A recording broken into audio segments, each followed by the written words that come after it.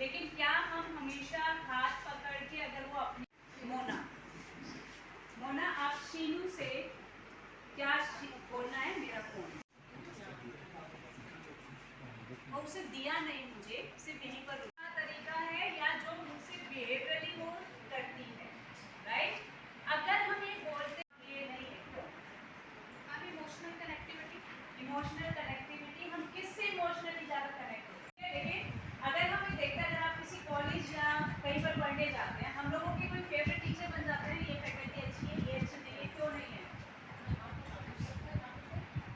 हाँ आर्ग्यू कर सकते हैं क्या चैलेंजेस हो सकते हैं उस ऑटिस्टिक ब्रेन के फंक्शन करने की वजह से। तो उसमें हम किस तरीके की टीचिंग स्ट्रैटेजीज लेकर आएंगे जहाँ से हेल्पफुल होगा। तो अब हम अगर आप लोगों को हम दे दें टेक्स्ट बुक पढ़ लीजिए कर लीजिए क्या हम कर पाएंगे उससे। और कई बार होती स्ट्रैटेजीज मीन्स हमें ये समझ आ गया कि क्या तरीका है सीखने का किस तरीके से क्या होता है वे ऑफ अंडरस्टैंडिंग क्या है वे ऑफ लर्निंग क्या है कैसे सीखते हैं हमने बहुत सारी चीज़ों के ऑक्यूपेशन थेरेपी प्लान करते हैं। यहाँ डिफरेंट यूनिट्स हैं मैं आपको सारा राउंड कराता हूँ। ये स्पेसिफिक हमारा ओटी यूनिट है ऑक्यूपेशन थेरेपी के लिए। तो इसमें सारे बच्चों के लिए क्लाइंबिंग क्रैश पैड ये वो सारी चीज़ें उस एक्टिविटी के लिए रहता है। बेसिकली आज थोड़ा सा वाइंड अप सा है क्योंकि हमारी मोस्टली क्लासेस चलती हैं आज ऑफ रहता है सैटरडे। तो ये उस तरीके से जी आप दिल्ली से स्पेशल यहाँ पर जलंधर पे आए हो और सबको टीचर को सेमिनार लगाया होगा उसके बारे में बताइए। जी आज हम काफ़ी कुछ चीज़ें रघु जी ने बोल दी है। हमें अच्छे यार बहुत कम करना है।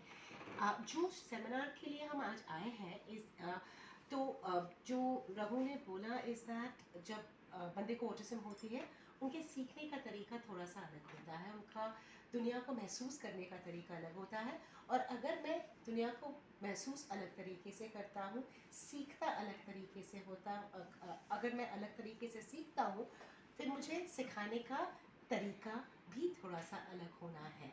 सो यही हम कुछ स्ट्रैटेजीज़ के बारे में बात करने वाले हैं आज जिसका अगर हम इस्तेमाल करना शुरू करें तब ऑटिस्टिक बच्चे ना ही सीख पाएंगे ना ही अच्छी तरह से फंक्शन कर पाएंगे मगर अपनी मैक्सिमम पोटेंशियल तक पहुंच पाएंगे।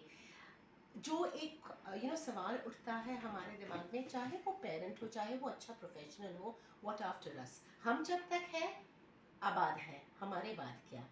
कुछ हद तक ये स्ट्रैटेजी जो हम आज बात करने वाले हैं ये उसका उत्तर है। जब हम इस तरीके से सिखाते हैं हमारे बच्चों के लिए सीखना आसान हो जाता है इंडिपेंडेंट होना आसान हो जाता है। हम जिस चीज़ के बारे में हम आज बात करने वाले हैं this is accessibility for autistic people. जब हम एक्सेसिबिलिटी की बात बोलते हैं जब हम कोई फिजिकल डिसेबिलिटी की बात होती है मोटर इम्पेयरमेंट की बात होती है हम रैम्प्स के बारे में बोलते हैं।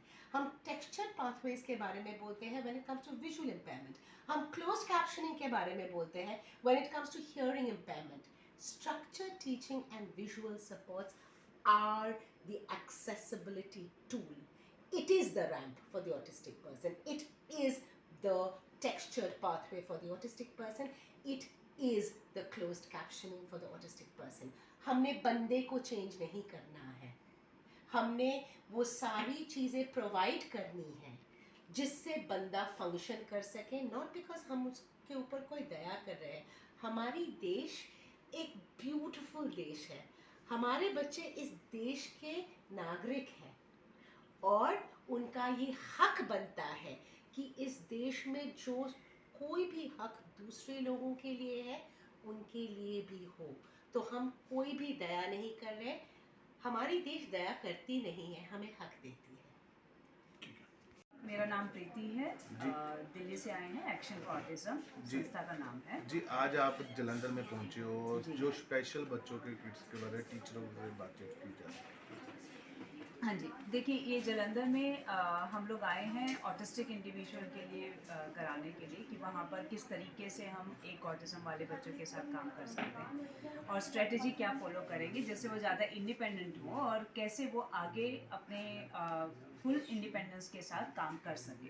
तो उसके लिए आज हम जिस स्ट्रेटजी की बात करने वाले हैं, जैसे कि इंद्रानी ने भी बताया था कि एक्सेसिबिलिटी के बारे में बात करेंगे कि क्या उनके लिए एक्सेसिबिलिटी सपोर्ट है, जिससे वो सिर्फ अपने घर में ही नहीं एम्प्लॉयमेंट के लिए भी काम कर सके, फुल्ली इंडिपेंडेंट हो अपने मैक्सिमम पोटेंशियल के साथ। जैसे कि हम लोग बाहर जाके एक सोसाइटी में रहते हैं, सेम तरीके से हमारे इंडिविजुअल्स भी विद ऑटिज्म सोसाइटी के साथ। आज जो अपने बच्चों को माँ पे वो अपने बच्चों को घर से बाहर नहीं निकालते, उन लोगों के जी। लिए क्या मैसेज देना चाहते हैं? सबसे बड़ी बात है कि आई थिंक माँ को और घर वालों को इतना स्ट्रॉन्ग होना पड़ेगा, क्योंकि अगर वो उस चीज़ के लिए कंफर्टेबल फील करेंगे, बाहर लेके जाएंगे, सोसाइटी को भी बताएंगे कि अगर इस तरीके से इंडिविजुअल्स है भी वो क्यों है, क्योंकि और क्या रीज़न है, तो हमें लगता है कि घर से ही अवेयरनेस शुरू हो सकती है।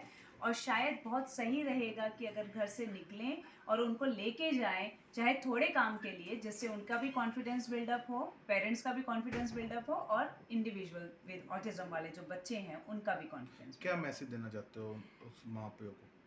आई थिंक मैं तो यही बोलना चाहूँगी कि कोई भी माँ या पिता अपने बच्चे के साथ बुरी परवरिश नहीं करता है। आई थिंक माँ और पिता अगर मिलके काम करते हैं और सोसाइटी के पास जाते हैं, तो शायद एक हम ऐसी सोसाइटी बना सकते हैं, धीरे धीरे करके उस सोसाइटी को में बदलाव ला सकते हैं, अगर हम उस चीज़ के लिए एक्सेप्ट करते हैं। सेमिनार लगाया गया एक स्पेशल किड्स बच्चा का उसके पास। ਜੀ ਇਹ ਅੱਜ ਅਸੀਂ ਇੱਕ ਸਪੈਸ਼ਲ ਵਰਕਸ਼ਾਪ ਅਰੇਂਜ ਕੀਤੀ ਹੈ, ਜਿੱਥੇ ਅਸੀਂ ਦਿੱਲੀ ਤੋਂ ਇੱਕ ਟੀਮ ਐਕਸਪਰਟ ਆਏ ਨੇ, ਜਿਹੜੇ ਕਿ ਸਾਡੇ ਬੱਚਿਆਂ ਨੂੰ, ਸਾਡੀ ਟੀਮ ਨੂੰ, CFA ਦੇ ਨੂੰ ਐਡਵਾਂਸ ਟ੍ਰੇਨਿੰਗ ਲਈ ਟ੍ਰੇਨ ਕਰਨ ਆਏ ਨੇ। ਸੋ ਬੇਸਿਕਲੀ ਇਹਨਾਂ ਦਾ ਐਕਸਪੀਰੀਅੰਸ ਇਸ ਫੀਲਡ 'ਚ ਬਹੁਤ ਜ਼ਿਆਦਾ ਹੈ।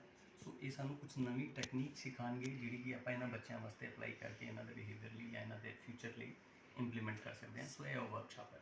ਤੁਸੀਂ CFA ਦੱਸ ਰਹੇ ਹੋ, CFA ਫੁੱਲ ਫਾਰਮ ਕੀ ਹੈ, ਕੀ ਮਾਇਨੇ, ਕਿਹੜੇ ਬੱਚੇ ਨੇ, ਸਾਰਾ ਦੱਸ ਦਿਓ। CFA ਇੱਕ care for autism foundation, CFA the full form ਜੋ ਹੈ ਕੇਅਰ ਫॉर ऑटिज्म फाउंडेशन ਹੈ। ਸੋ ਇਹ ਸਪੈਸ਼ਲ ਬੱਚਿਆਂ ਦੇ ਲਈ ਕੰਮ ਕਰਦੀ ਹੈ ਫਾਊਂਡੇਸ਼ਨ, ਜਿਹਦੇ ਵਿੱਚ ਕਿ ਅਸੀਂ ਸਪੈਸ਼ਲੀ ਅਗਰ ਫੋਕਸ ਦੀ ਗੱਲ ਕਰੀਏ ਤਾਂ ਆਟਿਜ਼ਮ ਦੇ ਉੱਤੇ ਫੋਕਸ ਕਰ ਰਹੇ ਹਾਂ, ਆਟਿਸਟਿਕ ਬੱਚਿਆਂ ਦੇ ਉੱਤੇ। ਸੋ ਇਹ ਜਿਹੜੇ ਆਟਿਸਟਿਕ ਬੱਚੇ ਹੁੰਦੇ ਨੇ, ਇੱਕ ਆਟਿਜ਼ਮ ਜਿਹੜਾ ਹੈ ਨਿਊਰੋ ਡਿਵੈਲਪਮੈਂਟ ਡਿਸਆਰਡਰ ਹੈ, ਜਿਹਦੇ 'ਚ ਕਿ ਜਿਹੜਾ ਬੱਚਾ ਹੈ ਉਹਨੂੰ ਥੋੜ੍ਹੀ ਜਿਹੀ ਐਜ਼ ਕੰਪੇਅਰ ਬਾਕੀ ਬੱਚਿਆਂ ਦੇ ਮੁਕਾਬਲੇ ਗੱਲ ਕਰਨ 'ਚ ਥੋੜ੍ਹੀ ਜਿਹੀ ਜ਼ਿਆਦਾ ਦਿੱਕਤ ਹੁੰਦੀ ਹੈ, ਜਾਂ ਸਮਝਣ 'ਚ ਥੋੜ੍ਹੀ ਜਿਹੀ ਜ਼ਿਆਦਾ ਦਿੱਕਤ ਹੁੰਦੀ ਹੈ। ਸੋ ਬੇਸਿਕਲੀ ਸਾਡੇ ਬੱਚੇ ਜਿਹੜੇ ਨੇ ਉਹ ਆਮ ਬੱਚਿਆਂ ਦੀ ਤਰ੍ਹਾਂ ਬੱਚੇ ਨੇ, ਦਿਖਦੇ ਵੀ ਉਹਨਾਂ ਤਰ੍ਹਾਂ ਨੇ, ਖੇਲਦੇ ਵੀ ਉਹਨਾਂ ਤਰ੍ਹਾਂ ਨੇ, ਸਾਰੇ ਕੰਮ ਵੀ ਉਹਨਾਂ ਤਰ੍ਹਾਂ ਕਰਦੇ ਨੇ, ਬਸ ਉਹਨਾਂ ਨਾਲੋਂ ਥੋੜ੍ਹੇ ਜਿਹੇ ਡਿਫਰੈਂਟ ਨੇ।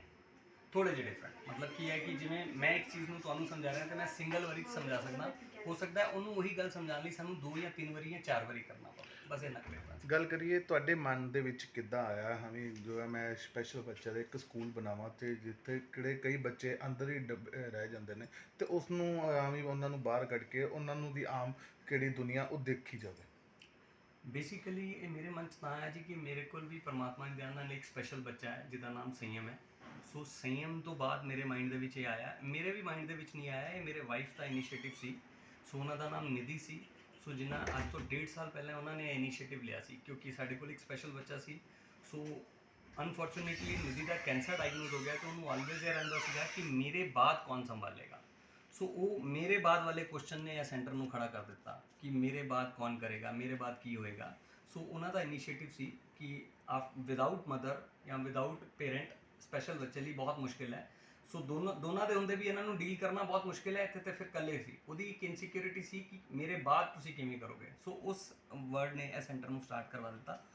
ਸੋ ਜਦੋਂ ਇਹ ਸ਼ੁਰੂ ਹੋਇਆ ਸੀ, ਇੱਕ ਛੋਟਾ ਜਿਹਾ ਸੈਟਅਪ ਸੀਗਾ, ਅਸੀਂ 2 ਕਮਰਿਆਂ ਤੋਂ ਸਟਾਰਟ ਕੀਤਾ ਸੀਗਾ, ਬਟ ਧੀਰੇ ਧੀਰੇ ਜਦੋਂ ਮੈਂ ਐਕਸਪਰਟ ਤੋਂ ਮਿਲਦਾ ਗਿਆ, ਉਦੋਂ ਸਾਨੂੰ ਸਮਝ ਆਉਂਦਾ ਗਿਆ ਕਿ ਇਹਨੂੰ ਇੱਕ ਵੱਡੇ ਸੈਟਅਪ ਦੀ ਲੋੜ ਹੈ। ਸੋ 1 ਏਕੜ ਦੇ ਵਿੱਚ ਅਸੀਂ ਇਸ ਸੈਟਅਪ ਨੂੰ ਬਣਾਇਆ ਹੁਣ, ਜਿਹਦੇ ਵਿੱਚ ਇਨਡੋਰ ਆਊਟਡੋਰ ਸਾਰੀ ਐਕਟੀਵਿਟੀ ਹੋ ਰਹੀ ਹੈ। ਸੋ ਬਹੁਤ ਸਾਰੇ ਰੂਮਸ ਹੈਗੇ ਨੇ, ਜਿਹਦੇ 'ਚ ਕਿ ਅਸੀਂ ਡਿਫਰੈਂਸ਼ੀਏਟ ਕਰਦੇ ਹਾਂ, ਜਿਵੇਂ ਕਿ ਬੱਚੇ ਦੇ ਸਕੇਲਸ ਹੁੰਦੇ ਨੇ।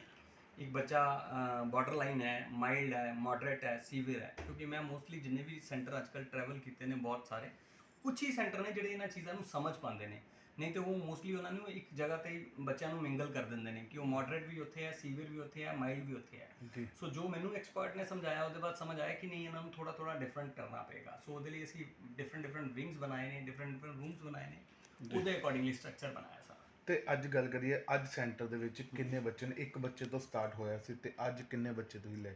ਅੱਜ ਇਸ ਵੇਲੇ ਅਸੀਂ 50+ ਬੱਚਿਆਂ ਤੇ ਕੰਮ ਕਰ ਰਹੇ ਹਾਂ ਜੀ ਆਲਰੇਡੀ। ਜੀ ਬਾਈ ਚਾਂਸ ਗੱਲ ਕਰੀਏ, ਕੋਈ ਕਿਸੇ ਕੋ ਪੈਸੇ ਨਹੀਂ ਹੁੰਦੇ ਹੈਗੇ, ਉਹਦੇ ਲਈ ਤੁਹਾਡੇ ਲਈ ਤੁਸੀਂ ਇੱਕ ਸੈਮੀਨਾਰ ਵੀ ਲਗਵਾਉਂਦੇ ਹੋ, ਫਿਰ ਉਸ ਤੋਂ ਬਾਅਦ ਉਸ ਬੱਚਿਆਂ ਦੀ ਮਦਦ ਵੀ ਉਹਦੇ ਪਰਿਵਾਰ ਦੀ ਕਰਦੇ ਹੋ, ਉਹਦੇ ਲਈ ਕੀ ਲੈ ਕੇ ਆਏ? ਦੇਖੋ ਮੈਂ ਇਹਦੇ 'ਚ ਨਾ ਨਾਰਮਲੀ ਪਹਿਲਾਂ ਵੀ ਕਈ ਵਾਰੀ ਗੱਲ ਕੀਤੀ ਹੈ ਕਿ ਸਾਡਾ ਜਿਹੜਾ ਪਰਪਸ ਹੈ ਇੱਥੇ ਬਿਜ਼ਨਸ ਕਰਨਾ ਨਹੀਂ ਹੈ, ਮੇਰਾ ਇਹ ਬਿਜ਼ਨਸ ਮਾਡਲ ਨਹੀਂ ਹੈ। ਸੋ ਮੈਂ ਬਿਜ਼ਨਸ ਕਰਨਾ ਹੁੰਦਾ ਤੇ ਆਲਰੇਡੀ ਮੈਂ ਆਪਣੇ ਬਿਜ਼ਨਸ ਦੇ ਵਿੱਚ ਸੀਗਾ।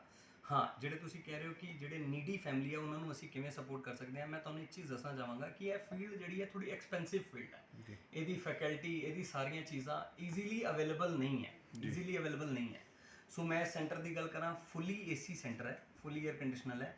ਸੋ ਹੋਰ ਬਹੁਤ ਸਾਰੀਆਂ ਚੀਜ਼ਾਂ ਇਹਨਾਂ ਦੇ ਇਕਵਿਪਮੈਂਟ ਚੀਜ਼ਾਂ ਇਹ ਉਹ ਸਭ ਕਾਸਟਲੀ ਨੇ। ਸਭ ਤੋਂ ਵੱਡੀ ਇਹਨਾਂ ਦੀ ਫੈਕਲਟੀ ਜਿਹੜੀ ਹੈ ਕਾਸਟਲੀ ਹੈ, ਕਿਉਂਕਿ ਅਸੀਂ ਜਿਹੜਾ ਇੱਥੇ ਕੰਮ ਕਰ ਰਹੇ ਹਾਂ 1:1 ਕਰ ਰਹੇ ਹਾਂ। ਇੱਕ ਬੱਚਾ ਇੱਕ ਚਾਈਲਡ, ਉਹਨੂੰ ਅਫੋਰਡ ਕਰਨਾ ਇੰਨਾ ਈਜ਼ੀ ਨਹੀਂ ਹੈ। ਬਟ ਹਾਂ, ਜਿਹੜੇ ਨੀਡੀ ਫੈਮਿਲੀਜ਼ ਹੈ ਉਹਨਾਂ ਵਾਸਤੇ ਮੈਂ ਕੁਝ ਕ੍ਰਾਈਟੇਰੀਆ ਲਾਂਚ ਕਰ ਰਿਹਾ, ਜਿਹਦੇ 'ਚ ਕਿ ਮੈਂ ਇੱਕ ਸੀਏ ਦੇ ਨਾਲ ਮਿਲ ਕੇ ਟੀਮ ਬਣਾ ਰਿਹਾ, ਜਿਹਦੇ 'ਚ ਅਸੀਂ 4 ਕ੍ਰਾਈਟੇਰੀਆ ਤੇ ਫਾਈਨਲ ਕਰ ਹੀ ਦਿੱਤੇ ਨੇ। ਉਹਦੇ 'ਚ ਫਸਟ ਕ੍ਰਾਈਟੇਰੀਆ ਜੀ, ਇਫ ਤੁਹਾਡੀ ਇਨਕਮ ਜਿਹੜੀ ਹੈ ਉਹ 30,000 ਤੋਂ ਨੀਚੇ ਦੀ ਹੈ, ਤੁਸੀਂ ਆਪਣੀ ITR ਸਾਨੂੰ ਲਿਆ ਕੇ ਦੇ ਦਿਓ, ਤੁਹਾਨੂੰ ਫੀਸ ਦੇ ਵਿੱਚ 25% ਦੀ ਅਸੀਂ ਲੈਸ ਦੇ ਰਹੇ। ਜੀ ਦੈਨ ਸੈਕਿੰਡ, ਉਹਦੇ ਵਿੱਚ ਸੈਕਿੰਡ ਕ੍ਰਾਈਟੇਰੀਆ ਕੀ ਹੈ ਕਿ ਇਫ ਯੂ ਹੈਵ 2 ਕਿਡਸ ਜਾਂ ਮਤਲਬ more than 2 kids, so you can get 15% extra, ਯਾਨੀ ਕਿ 25 ਤੇ 15 40% ਦਾ ਡਿਸਕਾਊਂਟ ਤੁਹਾਨੂੰ ਦੇ ਦੇਣਗੇ। ਥਰਡ ਹੈ, if you are single parents, you can get 15% ਮੋਰ, ਯਾਨੀ ਕਿ 40 + 15 55% ਲੈਸ ਹੋ ਗਈ ਹੈ। If you are on rent, ਮਤਲਬ ਤੁਸੀਂ ਆਪਣੇ ਘਰ 'ਚ ਨਹੀਂ ਰਹਿ ਰਹੇ ਹੋ, ਰੈਂਟ ਦੇ ਮਕਾਨ 'ਚ ਰਹਿ ਰਹੇ ਹੋ, ਤਾਂ 15% ਹੋਰ ਜੋੜ ਲਓ, ਯਾਨੀ ਕਿ ਉਹ 75% ਜਾਂ 70% ਦੀ ਲੈਸ ਬਣ ਜਾਂਦੀ ਹੈ। ਬਟ ਮੈਂ ਇਹਦੇ ਕ੍ਰਾਈਟੇਰੀਆ ਹੋਰ ਬਣਾਉਣ ਦੀ ਕੋਸ਼ਿਸ਼ ਕਰ ਰਿਹਾ। ਮੇਰੀ ਕੋਸ਼ਿਸ਼ ਹੈ ਕਿ 90% ਤੱਕ ਲੈਸ ਅਸੀਂ ਉਹਨਾਂ ਪੇਰੈਂਟ ਨੂੰ ਦੇ ਦੇਈਏ ਜਿਨ੍ਹਾਂ ਨੂੰ ਨੀਡ ਹੈ। ਜੀ ਬਟ ਮੈਂ ਉਹੀ ਕਹਾਂਗਾ, ਸਾਨੂੰ ਰਿਕੁਐਸਟ ਕਰਾਂਗਾ ਕਿ ਇਹ ਜਿਹੜੀ ਫੀਲਡ ਇੰਨੀ ਐਕਸਪੈਂਸਿਵ ਹੈ, ਅਗਰ ਅਸੀਂ ਸਭ ਰਲ ਮਿਲ ਕੇ ਨਹੀਂ ਕਰਾਂਗੇ ਤੇ ਅਸੀਂ ਇਹਨੂੰ ਨਹੀਂ ਕਰ ਪਾਵਾਂਗੇ। ਜੇ ਮੈਂ ਇਨੀਸ਼ੀਏਟਿਵ ਲਿਆ ਤੇ ਮੈਂ ਤੁਹਾਡੇ ਸਾਰਿਆਂ ਅੱਗੇ ਵੀ ਰਿਕੁਐਸਟ ਕਰਾਂਗਾ ਕਿ ਆਓ ਮਿਲ ਜੁਲ ਕੇ ਅਸੀਂ ਇਹਦੇ 'ਚ ਕੁਝ ਹੋਰ ਬੈਟਰ ਕਰਨ ਲਈ ਵੱਧ ਤੋਂ ਵੱਧ ਆਪਣਾ ਯੋਗਦਾਨ ਦਿਓ। ਅੱਜ ਵੀ ਉਹ ਬੱਚਿਆਂ ਨੂੰ ਅੰਦਰ ਬਿਠਾ ਕੇ ਰੱਖਿਆ ਹੋਇਆ, ਤੇ ਉਸ ਪੇਰੈਂਟਸਾਂ ਨੂੰ ਕੀ ਮੈਸੇਜ ਦੇਣਾ ਚਾਹੁੰਦੇ ਹੋ? ਉਹ ਉਹਨਾਂ ਦੇ ਪੇਰੈਂਟ ਦਾ ਕਸੂਰ ਨਹੀਂ ਹੈ ਜੀ, ਉਹ ਸਾਡੀ ਸੋਸਾਇਟੀ ਦਾ ਕਸੂਰ ਹੈ। ਮੈਂ ਸਭ ਤੋਂ ਪਹਿਲਾਂ ਸੋਸਾਇਟੀ ਨੂੰ ਰਿਕੁਐਸਟ ਕਰਨਾ ਚਾਹੁੰਦਾ ਤੁਹਾਡੇ ਸਾਰਿਆਂ ਦੇ ਮਾਧਿਅਮ ਨਾਲ ਕਿ ਉਹਨਾਂ ਨੂੰ ਸਮਝਣ ਦੀ ਕੋਸ਼ਿਸ਼ ਕਰੋ। ਉਹ ਮਾਪੇ ਕਿਉਂ ਨਹੀਂ ਲਿਆਂਦਾ? ਜਦੋਂ ਅਸੀਂ ਲਿਆਉਂਦੇ ਹਾਂ ਤੁਹਾਡੇ ਸਾਰਿਆਂ ਦੇ ਐਕਸਪ੍ਰੈਸ਼ਨ ਐਵੇਂ ਦੇ ਹੁੰਦੇ ਨੇ ਕਿ ਉਹ ਉਸ ਮਾਪੇ ਨੂੰ ਵਾਪਸ ਲੈ ਜਾਣ ਲਈ ਮਜਬੂਰ ਕਰ ਦਿੰਦੇ ਨੇ। ਠੀਕ ਹੈ, ਤੁਹਾਡੇ ਸਾਰਿਆਂ ਦੇ ਬਿਹੇਵੀਅਰ ਐਵੇਂ ਦੇ ਹੁੰਦੇ ਨੇ ਕਿ ਉਹ ਸਾਨੂੰ ਮਜਬੂਰ ਕਰਦਾ ਕਿ ਅਸੀਂ ਘਰ ਹੀ ਚੰਗੇ ਹਾਂ। ਜੀ ਬਟ ਮੈਂ ਸੋਸਾਇਟੀ ਨੂੰ ਅੱਗੇ ਰਿਕੁਐਸਟ ਕਰਦਾ ਕਿ ਮੈਂ ਕੋਸ਼ਿਸ਼ ਕਰਾਂਗਾ ਕਿ ਇਨ ਫਿਊਚਰ ਅਸੀਂ ਆਟਿਜ਼ਮ ਨੂੰ ਅਵੇਅਰਨੈਸ ਲਈ ਕਈ ਕੁਝ ਐਵੇਂ ਦਾ ਕਰਦੇ ਰਹੀਏ ਕਿ ਤੁਸੀਂ ਸਿੱਖੋ ਕਿ ਇਹਨਾਂ ਬੱਚਿਆਂ ਨੂੰ ਕਿਵੇਂ ਅਸੀਂ ਸੋਸਾਇਟੀ 'ਚ ਐਡਜਸਟ ਕਰ ਸਕਦੇ ਹਾਂ। ਸੋ ਬੱਚੇ, ਮੈਂ ਤੁਹਾਨੂੰ ਪਹਿਲਾਂ ਵੀ ਦੱਸਿਆ ਕਿ ਇਹ ਬਿਲਕੁਲ ਨਾਰਮਲ ਬੱਚੇ ਨੇ, ਥੋੜ੍ਹੇ ਜਿਹੇ ਡਿਫਰੈਂਟ ਨੇ। ਜਦੋਂ ਥੋੜ੍ਹਾ ਜਿਹਾ ਡਿਫਰੈਂਟ ਹੁੰਦਾ ਤੇ ਸਾਨੂੰ ਥੋੜ੍ਹਾ ਜਿਹਾ ਕੰਮ ਵੀ ਡਿਫਰੈਂਟ ਤਰੀਕੇ ਨਾਲ ਕਰਨਾ ਪੈਂਦਾ ਹੈ। ਮੈਂ ਆਲਵੇਜ਼ ਸਭ ਨੂੰ ਰਿਕੁਐਸਟ ਕਰਦਾ ਕਿ ਸਪੈਸ਼ਲ, ਇਹਨਾਂ ਨੂੰ ਅਸੀਂ ਸਪੈਸ਼ਲ ਨੀਡ ਕਹਿੰਦੇ ਹਾਂ। ਸਪੈਸ਼ਲ ਨੀਡ, ਸਪੈਸ਼ਲ ਦਾ ਮਤਲਬ ਸਮਝਦੇ ਹੋ? ਸਪੈਸ਼ਲ ਕੀ ਹੁੰਦਾ ਹੈ? ਮੇਰਾ ਸਪੈਸ਼ਲ ਦੋਸਤ ਹੈ, ਅੱਜ ਘਰ ਕੋਈ ਸਪੈਸ਼ਲ ਚੀਜ਼ ਬਣਾ ਲਈ ਜਾਏ, ਅੱਜ ਕਿਸੇ ਸਪੈਸ਼ਲ ਜਗ੍ਹਾ ਤੇ ਜਾਵਾਂਗੇ। ਸਪੈਸ਼ਲ ਦਾ ਮਤਲਬ ਹੈ ਸਪੈਸ਼ਲ ਨੇ, ਸਾਨੂੰ ਕੰਮ ਵੀ ਸਪੈਸ਼ਲ ਕਰਨੇ ਪੈਣਗੇ। ਸੋ ਜੇ ਸਾਨੂੰ ਸਪੈਸ਼ਲ ਕਰਨਾ ਪੈ ਰਿਹਾ ਤੇ ਕੀ ਗਲਤ ਹੈ? ਅਸੀਂ, ਸਾਡੀ ਸੋਸਾਇਟੀ ਲਈ ਵੀ ਅੱਛਾ ਹੈ ਤੇ ਸਾਡੇ ਵਰਗੇ ਮਾਪੇ ਲਈ ਵੀ ਬਹੁਤ ਅੱਛਾ ਹੈ। ਮੈਂ ਤੁਹਾਨੂੰ ਸਾਰਿਆਂ ਨੂੰ ਇਹ ਰਿਕੁਐਸਟ ਕਰਾਂਗਾ ਕਿ ਸਾਡੀ ਸੋਸਾਇਟੀ 'ਚ ਆਟਿਜ਼ਮ ਦੀ ਅਵੇਅਰਨੈਸ ਦੀ ਬਹੁਤ ਜ਼ਿਆਦਾ ਲੋੜ ਹੈ।